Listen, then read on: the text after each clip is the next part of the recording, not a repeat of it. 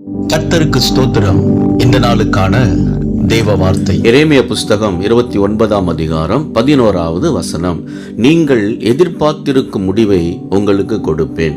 இந்த நாளின் தேவ வார்த்தையின்படி ஆண்டவராகிய இயேசு நீங்கள் எதிர்பார்த்திருக்கிற காரியங்களை ஆண்டவர் உங்களை ஆசீர்வதித்து வழி நடத்துவார்.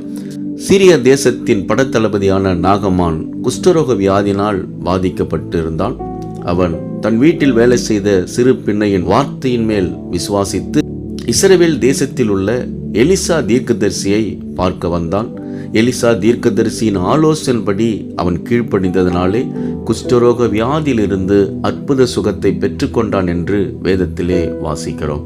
அன்பானவர்களே, ஆண்டவர் நீங்கள் எதிர்பார்த்திருக்கிற காரியத்தில் ஆண்டவர் நல்ல முடிவை உங்களுக்கு தருவார்.